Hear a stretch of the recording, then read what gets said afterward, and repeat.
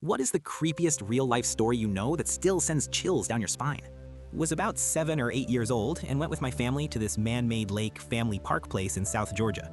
Basically a big dugout pond that the owner put a bunch of beach sand and palm trees around and charged admission for people to come, park their cars, grill, and swim for the day. Also had a big, unsafe-as-hell water side that kids got hurt on. So where my family would park was in front of this little island that was a clump of sand about 30 yards off the shoreline. I was not the best swimmer, but the depth was just above my head, so I could bob up and down and bounce out to this island. Bouncing out to that little island one day we were there, my foot came down onto what felt like a face, felt what was a nose on my toe. The thing I remember is the feeling of hair flowing between my toes, that feeling of fine hair waving in water. I freaked out, and for the longest time just sat on the shore, was a little kid and did not think of anything about it. I can still remember the scared parents going around yelling this kid's name, asking if anyone had seen this little boy. They pulled his body from under the water right in front of that island. I'm 47 now and can still remember the feeling of that hair between my toes. In 1975, an Alberta couple wanted a pump for their septic tank, and they decided to take the pump from the tank in their old abandoned farm instead of buying a new one. In doing so, they discovered a dead body that was thrown there. The victim's story is very horrific. He was tortured and subjected to horrific physical abuse before he was shot, then thrown in the septic tank of an abandoned farm, hoping that the crime would never be discovered. The victim was identified in 2021, but the murder is yet to be solved. Middle-aged woman in North Carolina was haunted by a fleeting memory of seeing her father's face in the farm privy when she was a child. Her father had reportedly abandoned the family when she was about 5. To work through this, her therapist recommended hypnotic regression. A few other memories surfaced, including a chilling scene where she walked into the kitchen and saw her mother mopping up blood. Her mother yelled at her to go back to bed. Her mom still lived on the family farm. After these details were shared with authorities, the local sheriff got a warrant to dig where the old privy had stood. They found the father's remains. It was evident the body had been dismembered to fit into the space. This case developed in real time in the local papers. Just as the DA was deciding whether to go forward with the charges, the 70-year-old mother drove out to the back of the property and took her own life. A mother heard a whisper over the baby monitor. "Hush, little baby. Mommy will be gone soon." She rushed in, but the room was empty. Later, camera footage showed a hand reaching out from under the crib to stroke the baby's head before a person scrambled out the window just seconds before she entered. A boy heard his mother calling him from the basement. He started to go, but his actual mother in the kitchen grabbed his arm and whispered, "Don't go down there. I heard it too." The voice from the basement kept calling, getting angrier. Campers heard someone walking around their tent and scratching the fabric. When one shouted, "Leave us alone," the creature outside repeated the phrase in his exact voice. It mimicked every word they said all night until the sun came up. A girl noticed food disappearing and things being moved. Police discovered a secret crawl space behind her wardrobe. A man had been living inside the walls. He would come out at night, eat her food, and spend hours watching her sleep from the foot of her bed. At a midnight gas station, the attendant told a guy, "Go into the bathroom and don't come out until I call you." It turned out the attendant saw on the security camera a man with a knife slip into the guy's back seat while he was distracted pumping gas. A week after a grandfather's funeral, his wife started getting calls from his number. There was only static and whispering. The last text message read, "It's very dark and cold here." The phone had been buried with him inside the sealed casket. A man in the woods saw a creature running on all fours that looked like a human in a crude dog suit. As it got closer, it didn't bark. It let out a booming human laugh and picked up speed, chasing him all the way back to his car. Nathan lost his girlfriend Emily in a car crash on August 7th, 2012. A year later, her Facebook account began to come alive. At first, it was just empty messages, which Nathan dismissed as a bug or her mother accessing the profile. But then the messages became specific. Emily started sending fragments of their old conversations, mirroring his own words back to him. The horror escalated when she began tagging herself in his new photos, always in dark corners or directly behind him where no one was standing. Nathan was spiraling between grief and terror. One day, he received a message, "Freezing." He deactivated his notifications, but they kept coming. The peak of the horror was a photo sent from his own hallway through a cracked door, showing him sitting at his computer. He was home alone, and the front door was locked. The final photo he received before going silent showed a mangled hand reaching for the doorknob with the caption, "I'm here." A veteran search and rescue officer shared accounts that never make it into official reports. The longest and most unsettling part involves the stairs to nowhere. Deep in the wilderness, 30 to 50 miles from any civilization, rescuers find lone staircases. They look as if they were cut out of a house and dropped in the woods. Some have carpeting, others are polished wood or white marble. There are no foundations or ruins nearby. Once, his team was searching for a missing child. They found him a week later in an area impossible to reach on foot.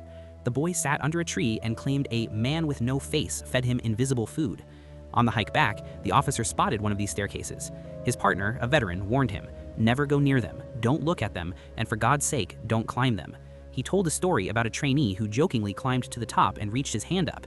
His hand simply vanished, cleanly severed as if by a laser at an invisible atmospheric boundary. The most terrifying part was that the stairs seemed to move. If you saw one in the morning, it might be gone by evening, leaving only a perfect rectangular patch of dead grass behind. In 1930, fur trapper Joe LaBelle headed to a familiar Inuit village by Lake Angakuni in Canada. It was a thriving settlement where he was always welcome. When he arrived, he was met with dead silence. Not a single soul remained. Roughly 2,000 people had vanished at once. The chilling details of this long-standing mystery are what haunt readers. Pots of food were still hanging over fires, just beginning to burn. Inside the huts, personal items, rifles, and furs remained, things no Inuit would ever travel without in the sub-zero cold. LaBelle entered the chief's tent and found an unfinished wood carving. On the edge of town, he found the grimmest sight. A pack of sled dogs, vital to the villagers' survival, had starved to death while still tethered to trees. But the most inexplicable discovery was at the cemetery. Every single grave had been unearthed and emptied. The ground was frozen rock solid, a task that would require dozens of men and immense labor. Official investigations found no traces, no blood, no signs of struggle, and no footprints leading out of the village. In 1954, a European-looking man landed at Tokyo Airport. When he presented his passport, immigration officials were stunned. The document appeared perfectly authentic, with all the proper seals, but the issuing country was listed as Taured. When asked to point to his country on a map, he confidently pointed to the area of Andorra and was genuinely outraged that his nation was labeled with a fake name. He claimed Taured had existed for 1,000 years. He was detained and taken to a hotel, with 2 armed guards posted outside his door while authorities investigated. The man was distraught. He didn't act crazy or criminal. He had credit cards, checks, and currency from a non-existent country. The next morning, the room was locked from the inside. When they broke in, the room was empty. The man had vanished from the 15th floor of a building with no balcony. All of his documents, which had been seized and locked in an airport safe, had also disappeared without a trace. To this day, Reddit theorists debate, was he a traveler from a parallel universe who accidentally slipped into our world only to be snapped back? A few years ago, I found what looked like the deal of the century, a beautiful historic home being sold way below market value. The seller said they needed a quick cash close and discouraged me from getting a professional inspection to save time. I was so worried about losing the house to another buyer that I waived the inspection contingency and used every bit of my savings and a large loan to buy it.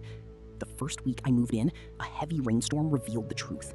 The roof leaked in 5 places, the electrical system was a fire hazard, and there was extensive black mold behind the walls that had been freshly painted over. The deal of the century turned into a bottomless money pit. I spent the next 4 years living in a construction zone, spending every weekend and every paycheck on repairs just to make the house livable. I couldn't even sell it because no bank would finance a buyer for a home in that condition. I was a prisoner to a pile of bricks and mortar.